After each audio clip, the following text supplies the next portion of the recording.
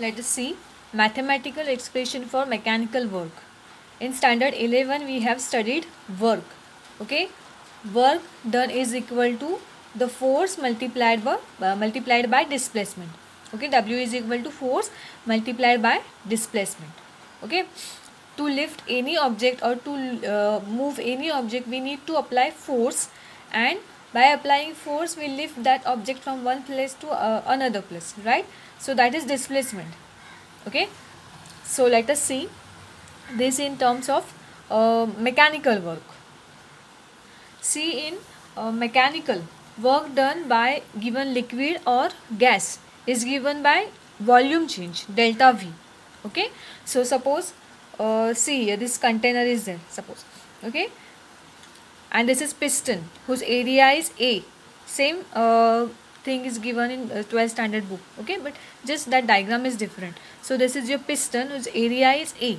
Okay, initially this piston was at this point where volume of gas was V1. Okay, when external pressure is decreased, this volume will go up, right? When pressure is decreased, external pressure is decreased, this gas will expand, right? And it will be shifted from V1 to V2 position. Okay, and this distance in 12th standard book it is given by D, here it is given by L. Understand, this displacement from V1 to V2, displacement of piston from V1 to V2. Understand? So here in this case gas has expanded.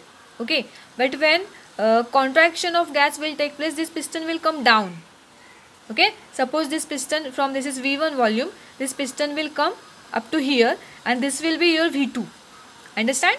So when expansion is there, your external pressure will decrease and piston will move up, gas will expand. Okay, and when contraction is there, piston will come down as external pressure will increase. Understand? So let us see, or let us derive the equation. So let us see here, A is equal to area of piston, L is the distance, okay, covered by piston from position V1 to V2, and delta V means change in volume, which is given by V2 minus V1. Okay, now we have formula of force also. Okay, so force is given by pressure means P, okay, multiplied by area A. Okay, so this is the formula of force. Okay, now let us see next. So we can write F is equal to P multiplied by A.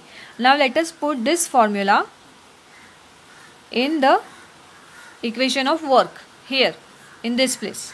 Okay, so this equation number 1 and this is equation number 2. So this equation 1 will become, yes, W is equal to, in place of F we will write P pressure multiplied by area, and then this D is displacement. Okay, so work is equal to pressure multiplied by area multiplied by displacement. Okay, now see, this A multiplied by D, A means area, right, and L means distance covered by piston. Okay, so this is given by delta V. Understand, delta V means change in volume is equal to area of the piston multiplied by the distance covered by it. Understand, so instead of A multiplied by D, oh sorry, here it is, just a minute, just see here, distance means L, distance is given by L in this case. Okay, so this formula we can write P multiplied by A multiplied by L. Don't get confused, D and L are same. Understand, D and L are same. Now in place of A multiplied by L we can write delta V. So it will become P multiplied by delta V. Okay, now delta V means what? Change in volume, which is given by V2 minus V1, right? So W is equal to P multiplied by V2 minus V1. Understand? Now what I told you, when expansion is there, okay, in case of expansion, piston will go up, that means V2 is greater than V1. Understand? And in that case delta V is greater than 0. That means it is positive. Understand? In case of expansion, V2 is greater than V1. In that case, delta V is greater than 0, and therefore work done is negative. Okay. So here when expansion is there, piston ऊपर चला जाता है. In that case, system is done, work is done by the system. Okay. Energy which is present inside the system pushes the piston upwards. Understand? So in this case, when expansion is there, V2 is greater than V1, so delta V is greater than 0. In that case, work done is negative. Why it is negative? Because work is done by the system on the surrounding. Understand? So internal energy of the system will decrease, and that's why work done is negative. Understand? And during contraction, exactly opposite of this will take place. In case of contraction, V1 will be greater than V2. Understand? So your value of delta V will be smaller than 0. Understand? That means it will be negative. Here in this case, a volume change will be negative. So when delta V is negative, work done will be positive. Okay. So when work done is positive, that time work is done on the system by the surrounding. Contraction हुआ है, that means piston नीचे आएगा. Okay. So external work, surrounding has done work on the system. So in that case, work done is positive. Okay. So this was the formula for work done. W is equal to P multiplied by delta V. Now we have also studied maximum work. Okay. A total maximum work done during isothermal reversible process. Isothermal means temperature is constant, and reversible process you know, which can be reversed at any stage by making infinitesimal changes. Okay. So that is reversible process. So we have studied work done, maximum work done. Okay. So maximum work done. For maximum work done, we have a formula. Let us see that. So let us see work done. Maximum work done in reversible and isothermal process, which is given by W max is equal to integration dW. Now here negative sign is given. That means work done by the system on the surrounding. And upside also, just a minute. Here also they have discussed of example of expansion only. Okay, piston is moving in upward direction. Okay, that means expansion is here, and that's why sign of work is given negative. Okay, so here everywhere we have to give negative sign. Work is equal to from here also. So expansion is shown, that's why work done is negative. So let us see now maximum work. Okay, maximum work integration dW. dW means what? Work done in small step. We have studied that in reversible process many steps are there. Okay, and dW means what? Work done in every small step. Understand? So see now, maximum work is equal to, we have formula of work done, which is equal to P delta V. Okay, P delta V.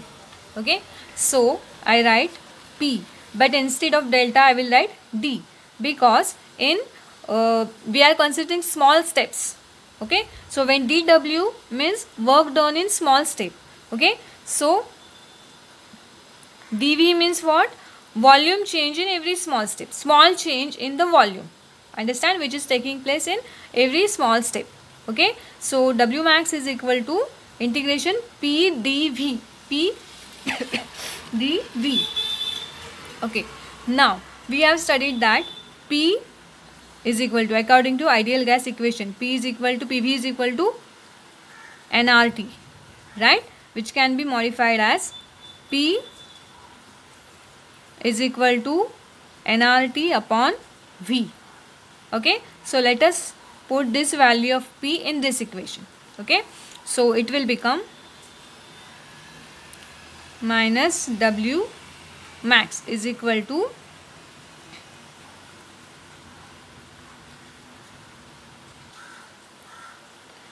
integration from V1 to V2. Okay, initial volume to final volume. In place of P, what we will write? nRT upon V. So I have written over here nRT upon V multiplied by dV. Understand? So which is equal to 2.303 nRT log to the base 10 V2 upon V1. Okay, when we will solve this, we will get this answer. Okay, so this is equation, mathematical expression for mechanical work. This is for maximum work, and last one was for work done during expansion. Understand? Now let us see next point. Now let us see next point, heat transfer.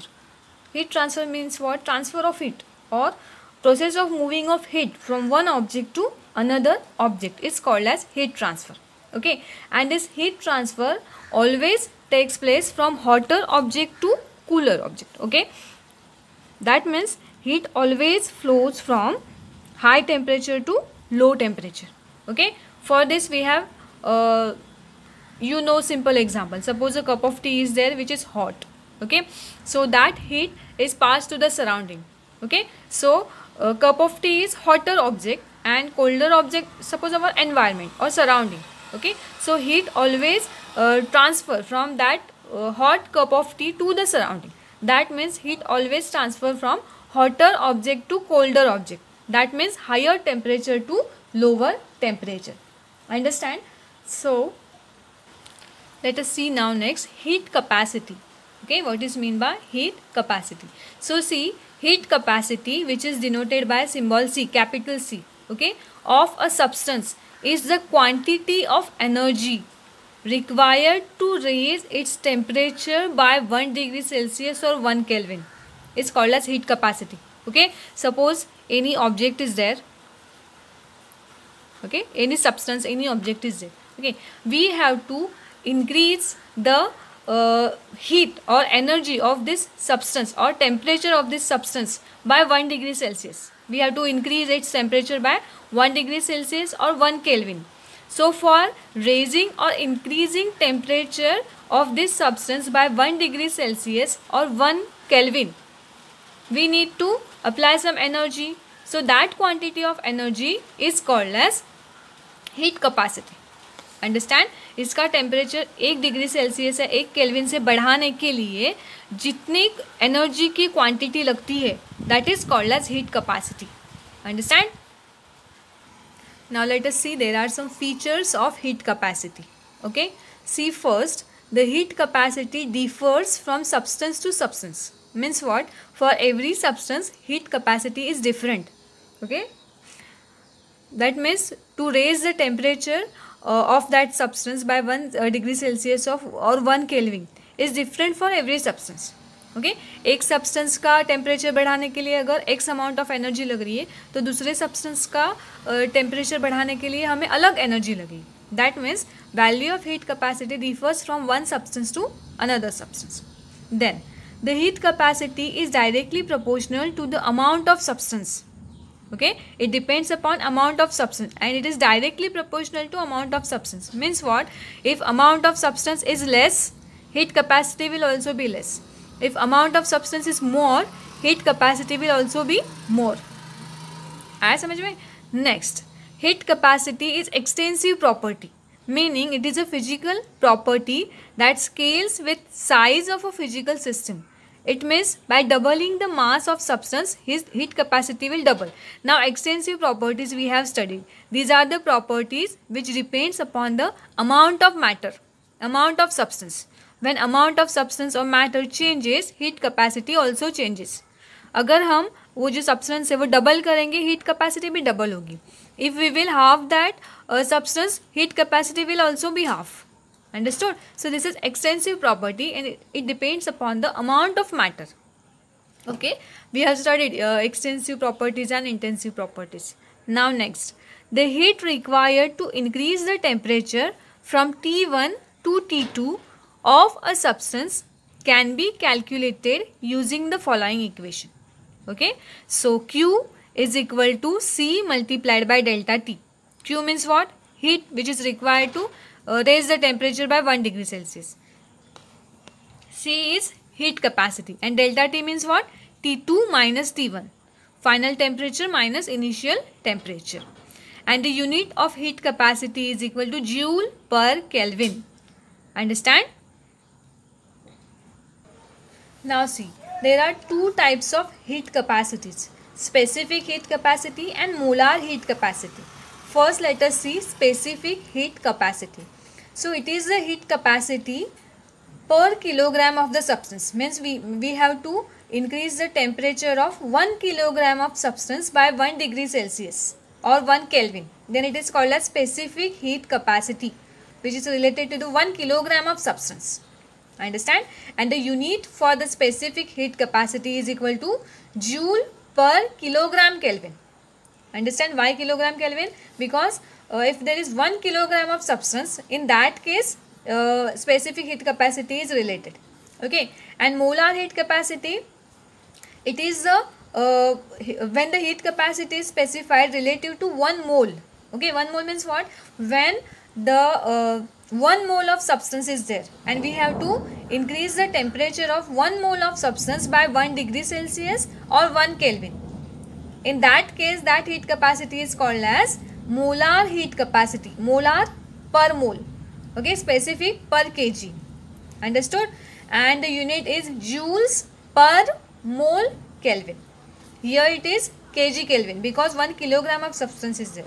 And here joules per mole Kelvin because 1 mole of substance we are taking and we are increasing its temperature by 1 degree Celsius or 1 Kelvin. Understood? So these are two types of heat capacity, specific heat capacity and molar heat capacity. Let us see now heat capacity at constant volume, which is given by CV. V for volume, okay, and C is heat capacity. CV is the symbol of heat capacity at constant volume, and Cp is the symbol for heat capacity at constant pressure. Okay, so let us see. CV, heat capacity at constant volume, is given by dQV divided by dt. Now d means what? Slight changes. Okay, so heat capacity varies slightly with temperature. When there is a change in temperature, small change in temperature, slight change in temperature. Okay, so with that slight change of temperature, heat capacity varies, and that's why this differential notations are taken, small d is taken. Okay, so what we can say, heat capacity at constant volume is equal to small change in heat at constant volume. Q is the symbol of heat. Small change means D. Small change in heat at constant volume divided by small change in temperature. When we change the temperature slightly, heat of that substance changes, and that is called as heat capacity at constant volume. Understand? Now this equation can be written as du divided by dt at constant volume. Instead of qv, dv is written, du is written. Instead of qv, du is written. See, we have studied the internal energy is the heat of that system. Internal energy मतलब क्या? उस object में जितनी heat है, that is called as internal energy, right? In our body, whatever heat or energy is present, that is called as internal energy of our body. Okay, so heat at constant volume is internal energy. QV means U. Okay, and that's why this equation is written as du divided by dt at constant volume. Small change in internal energy with small change in temperature at constant volume is heat capacity at constant volume. Understand? Now we have to see heat capacity at constant pressure. So see, Cp is equal to small change in heat at constant pressure. So dQp, Q is heat, P is pressure at constant pressure, divided by dt. Okay, so here we can, what we can say, heat capacity at constant pressure is equal to small change in heat at constant pressure with respect to small change in temperature. Now this Qp means what? Heat of a substance at constant pressure, which is given by H. H is enthalpy, right? So this equation of Cp can be written as dH. H means what? Heat of the substance at constant pressure divided by dt at constant pressure. Okay, so this is equation for heat capacity at constant volume, and this is for heat capacity at constant pressure. Now let us see for monoatomic gases. For monoatomic gases, Um is equal to 3 by 2 RT. Now Um means what? Internal energy for monoatomic gases. Understand? Monoatomic gases are noble gases or mercury vapors. Okay. In this case, internal energy is equal to the kinetic energy of translational resolved along 3 axes corresponding to 3 degrees of freedom. Okay. You just keep this thing in mind. For monoatomic gases, internal energy for monoatomic gases is equal to 3 upon 2 RT. R is gas constant, T is temperature. Okay. So when we will keep this value of internal energy in this equation, see what will happen. See, Cv is equal to du upon dt. Okay, this equation I have written here, du upon dt at constant volume. Okay, so Cv is equal to du upon dt, but U means what? For monoatomic gases, U is 3 upon 2 RT. Understand? Divided by this dt. Okay, now let us solve this. 3 upon 2 RT multiplied by this, we have to take a multiplicative inverse of this. So it will become 3 upon 2 RT multiplied by 1 upon dt.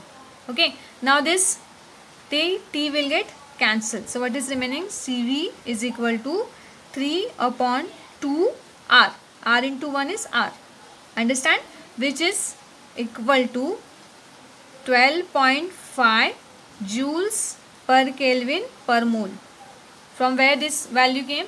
R is gas constant, right? That gas constant has a value. By that value, when we will multiply to 3 by 2, we will get this value. Okay.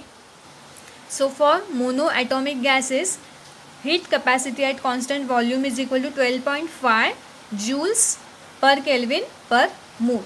Now we have to see heat capacity at constant volume for monoatomic solids. Okay, here it was monoatomic gases. Now we have to see for monoatomic solids. So see, for monoatomic solids, Um means what? Internal energy of monoatomic solids is equal to 6 multiplied by 1 upon 2 RT. Let us put this value in that last equation of Cv. Okay, so it is Cv is equal to du upon dt. In place of du, we will write this value. So it will become 6 multiplied by 1 upon 2 RT. Okay, and then multiplied by 1 upon dt. Okay, so this T dt will get cancelled. So Cv is equal to, see here, 6 ones are 6 upon 2 R. Okay, so 2 ones are 2, 2 threes are 6. So Cv is equal to 3 R, means 3 multiplied by gas constant. So when we will multiply this 3 by gas constant, we will get 25.0 joules per Kelvin per mole. Understand? So this is the value of heat capacity at constant volume for monoatomic gases, and this value is for heat capacity at constant volume for monoatomic solids. Okay, now we have to see relationship between Cp and Cv, heat capacity at constant pressure and heat capacity at constant volume. So see the relationship between Cp and Cv. Okay, now gases can often be considered to behave ideally. Okay, and for ideal gas we have equation PV is equal to nRT. Okay, but we are talking about monoatomic gases. Okay, so only one atom is there. So this N is removed over here. PVM. PVM is what? Pressure volume. Okay, of monoatomic gas. M for monoatomic gas is equal to RT. N is removed because we are talking about monoatomic gases. Okay, so for this is the equation for ideal gas, the gases which are monoatomic gases. Okay, now enthalpy is given by enthalpy formula, you know, U plus RT, internal energy plus gas constant into temperature. Now here Um means what? Internal energy of monoatomic substance, monoatomic gas. Okay, now then this is written in the form of for smallest values. Okay, so dhm divided by dt means small change in enthalpy of monoatomic gas with respect to small change in temperature is equal to small change in internal energy of monoatomic gas with respect to small change in temperature plus gas constant. Okay, but when we have seen the equation for specific heat at constant volume, we have specific heat at constant volume. Okay, Cv is equal to du upon dt at constant volume. Okay, so instead of this value du upon dt, we can write Cv. Okay, so this equation will become dhm upon dt Cv plus R. Okay, Cv plus R. Now we have seen Cp also constant heat capacity at constant pressure. This also we have seen, and the formula was dH upon dt at constant pressure. Okay, same thing we have dH upon dt. So instead of dH upon dt, we can write Cp. So this equation will become Cp is equal to Cv plus R. Understand? Or we can say Cp, this Cv will go on that side, will become minus Cv is equal to R. This is the relationship between heat capacity at constant pressure and heat capacity at constant volume, Cp and Cv. Understand? Cp is equal to Cv plus gas constant, or we can say Cp minus Cv is equal to R. Okay,